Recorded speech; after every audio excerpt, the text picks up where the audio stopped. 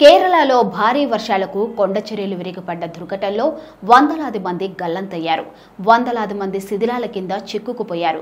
ఈ భారీ విలయాన్ని సృష్టించడానికి అరేబియా సముద్రం వేడెక్కడం ఓ కారణంగా భావిస్తున్నారు వాతావరణ శాస్త్రవేత్తలు. కేరళలో భారీ వర్షాలు విలయాన్ని సృష్టించాయి. ఆకస్మిక వరదలు, కొండచర్యలు విరిగిపడటం వల్ల వందలాది మంది ప్రాణాలు కోల్పోగా అనేక మంది శిథిలాల్లో చిక్కుకుపోయారు. మరికొంతమంది ఆచూకీ లేకుండా పోయింది. ఇంతటి భారీ విషాదానికి దారి తీయడానికి అరేబియా సముద్రం వేడెక్కడము ఓ కారణమని నిపుణులు అంచనా వేస్తున్నారు.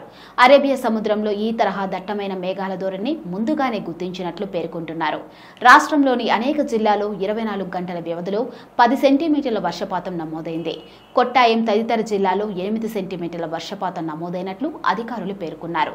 గత 2 వారాలుగా కొంకణ్ ప్రాంతంలో రుతుపవనాలు చురుగ్గా ఉండటం, ఉపరితల ద్రోణి కారణంగా కాసర్గోడ్, కన్నూర్, వైనాడ్, కోయికోడ్, మల్లప్పురం జిల్లాలో భారీ వర్షపాతం నమోదవుతుందని కొచ్చి యూనివర్సిటీ ఆఫ్ సైన్స్ అండ్ టెక్నాలజీకి చెందిన రాడార్ పరిశోధన కేంద్రం డైరెక్టర్ అభిలాష్ పేర్కొన్నారు.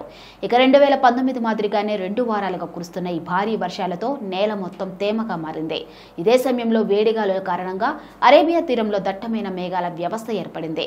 సుదీర్ఘ సమయం పాటు ఉరుములు, మెరుపులతో కూడిన ఈ మేఘాల కారణంగా వైనాడ్, కోలికేట్, మలప్పురం, కన్నూరులో భారీ వర్షాలు కురిశాయి. దీంతో కొండచర్యలు విరిగిపడ్డాయి. అరేబియా సముద్ర తీరంలో ఈ తరహా ధోరణి ముందుగానే గుర్తించారు.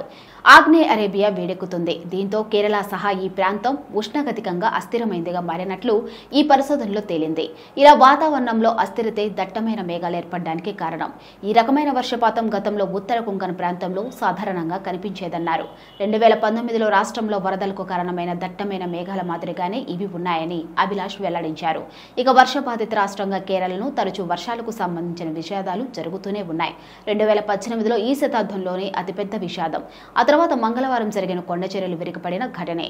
2018 ఆగస్టులో వచ్చిన భారీ వర్షాలకు 483 మంది మరణించారు.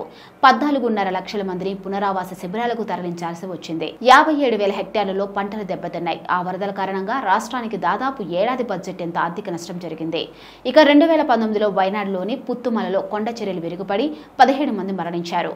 2021 అక్టోబర్లో ఇడుక్కి, కొట్టాయం జిల్లాలో కొండచర్యలు విరిగిపడి 35 మంది మృతి చెందారు.